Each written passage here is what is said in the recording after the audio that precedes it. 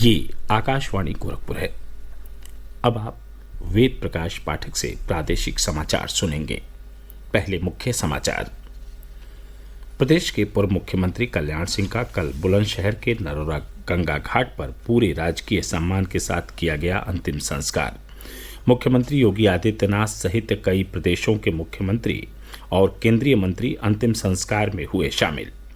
उप मुख्यमंत्री केशव प्रसाद मौर्य ने कहा, स्वर्गीय कल्याण सिंह के नाम पर प्रदेश के 6 जनपदों में किया जाएगा एक एक सड़क का नामकरण। आजादी का अमृत महोत्सव के अंग के रूप में कल केंद्रीय सूचना और प्रसारण मंत्री अनुराग ठाकुर ने की विशेष सप्ताह की शुरुआत।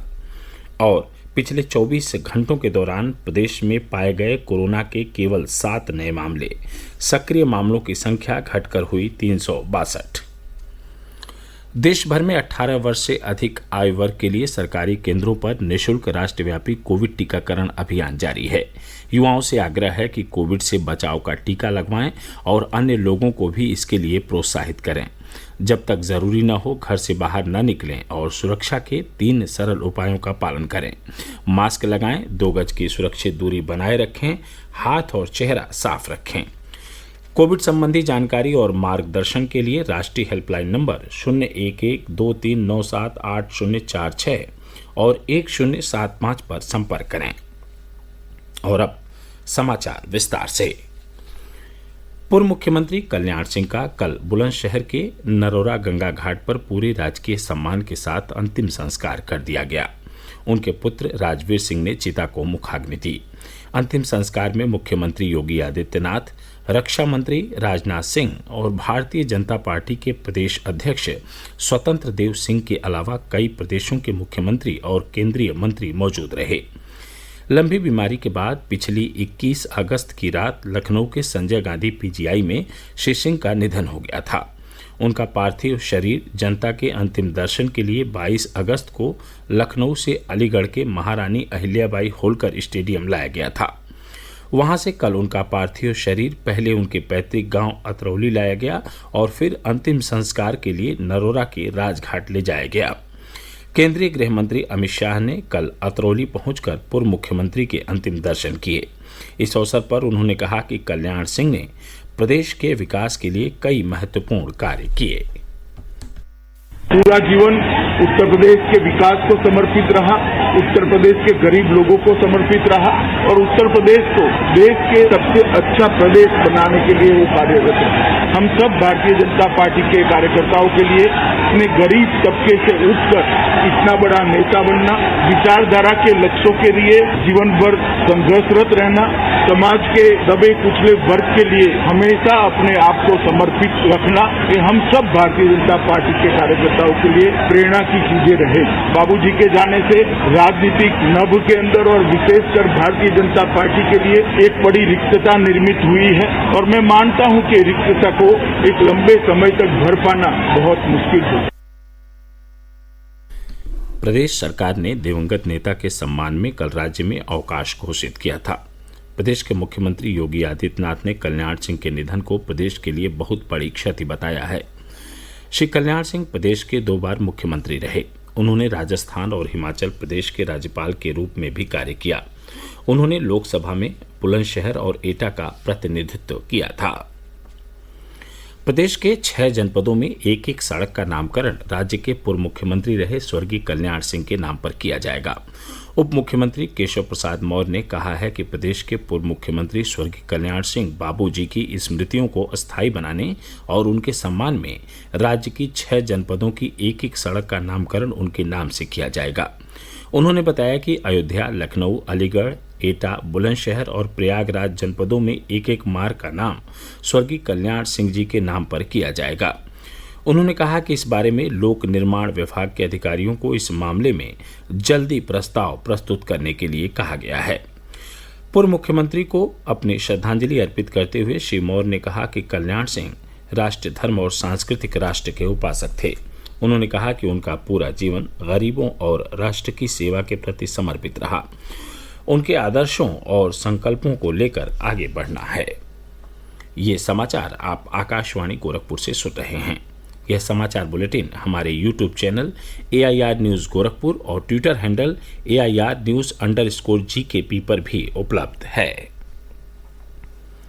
सूचना और प्रसारण मंत्रालय द्वारा आज़ादी के अमृत महोत्सव के हिस्से के रूप में कल से विशेष सप्ताह की शुरुआत की गई।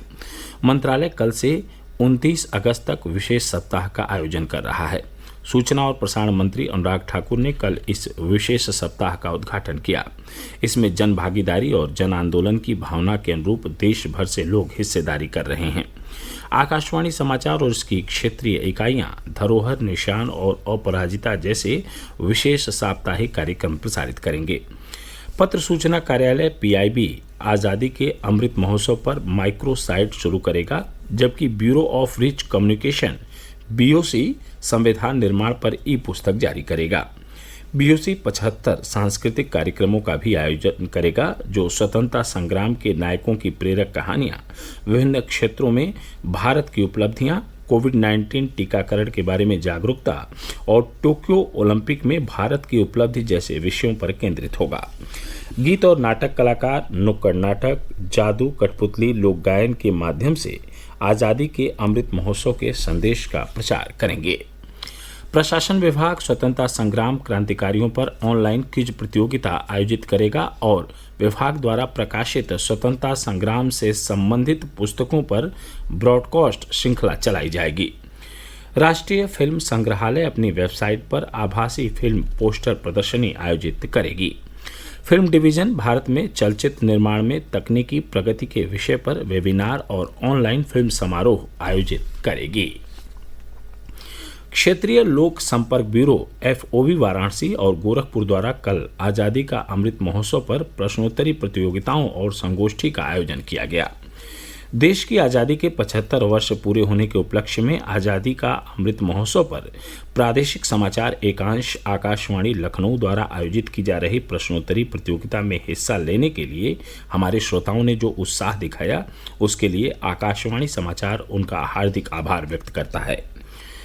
प्रश्नोत्तरी श्रृंखला के अंतर्गत पिछले शुक्रवार को पूछे गए प्रश्न 1942 के भारत छोड़ो आंदोलन के दौरान ब्रिटिश हुकूमत के खिलाफ बलिया में किसके द्वारा समानांतर सरकार बनाई गई थी? इसका सही जवाब है चित्तू पांडे। गोरखपुर जनपद से बाल रोग विशेषज्ञ डॉक्टर अनिल कुमार शर्मा ने इस प्रश्न का सबसे पहले और सही जवाब दिया, जिसके चलते प्रादेशिक समाचार एकांश उन्हें प्रश्नोत्तरी प्रतियोगिता की इस कड़ी का विजेता घोषित करता है और उन्हें आकाशवाणी परिवार की ओर से हार्दिक बधाई देता है। आकाशवाणी समाचार के साथ बातचीत करते हुए डॉक्टर शर्मा ने कहा, ये तो बहुत गर्व की बात है कि हम अपने स्वतंत्रता के 75 साल मनाने जा रहे हैं, क्योंकि स्वतंत्रता की बेड़ियां इतनी कठिन होती हैं और आजकल की युवा पीढ़ी को उस दर्द का शायद एहसास ही ना हो, क्योंकि हमने वो एडवर्सिटी देखी नहीं है, केवल कहीं कहीं पढ़ी है। तो ये इनिशिएटिव गवर्नमेंट ऑफ इंडिया का कि हम अपनी स्वतंत्रता के 75वें अवसर पे इंडिपेंडेंस के इसको सेलिब्रेट कर रहे हैं। प्रदेश के 69 जिलों में पिछले 24 घंटे के दौरान कोविड संक्रमण का एक भी मामला सामने नहीं आया है, जबकि 6 जिलों में इकाई अंक में ही कोविड संक्रमित मरीज पाए गए हैं। पिछले 24 घंटे के दौरान 1,53,280 कोविड नमूनों की जांच की गई। इनमें केवल 7 मरीजों में ही संक्रमण की पुष्टि हुई। इसी अवधि में 18 कोविड मरीज स्वस्थ हुए हैं। पिछले 24 घंटों में राज्य में कोरोना से किसी भी मरीज की मौत नहीं हुई है। अब तक राज्य में कोरोना के कुल 22,992 रोगियों की मौत हो चुकी है। प्रदेश में अब कोविड के सक्रिय मामलों की संख्या केवल 362 रह गई है। स्वास्थ्य विभाग के अनुसार अब तक 16,85,972 कोरोना संक्रमित लोग स्वस्थ हो चुके हैं। प्रदेश में कोविड टीकाकरण का आंकड़ा 6,45,39,000 के पार हो गया है। 5,34,00,000 से अधिक लोगों ने कोविड से बचाव के लिए टीके की एक खुराक प्राप्त कर ली है, जबकि 1 करोड़ से अधिक प्रदेशवासियों ने टीके की दोनों खुराक ले ली है। यह देश के किसी एक राज्य में हुआ सर्वाधिक टीकाकरण है। और अंत में इस बुलेटिन के मुख्य समाचार एक बार फिर। प्रदेश के पूर्व मुख्यमंत्री कल्याण सिंह का कल बुलंदशहर के नरौरा गंगा घाट पर पूरे राजकीय सम्मान के साथ किया गया अंतिम संस्कार। मुख्यमंत्री योगी आदित्यनाथ सहित कई प्रदेशों के मुख्यमंत्री और केंद्रीय मंत्री अंतिम संस्कार में हुए शामिल। उप मुख्यमंत्री केशव प्रसाद मौर्य ने कहा, स्वर्गीय कल्याण सिंह के नाम पर प्रदेश के 6 जनपदों में किया जाएगा एक एक सड़क का नामकरण। आज़ादी का अमृत महोत्सव के अंग के रूप में कल केंद्रीय सूचना और प्रसारण मंत्री अनुराग ठाकुर ने की विशेष सप्ताह की शुरुआत। और पिछले 24 घंटों के दौरान प्रदेश में पाए गए कोरोना के केवल 7 नए मामले, सक्रिय मामलों की संख्या घटकर हुई 362। इसके साथ ही प्रादेशिक समाचारों का बुलेटिन संपन्न हुआ। नमस्कार।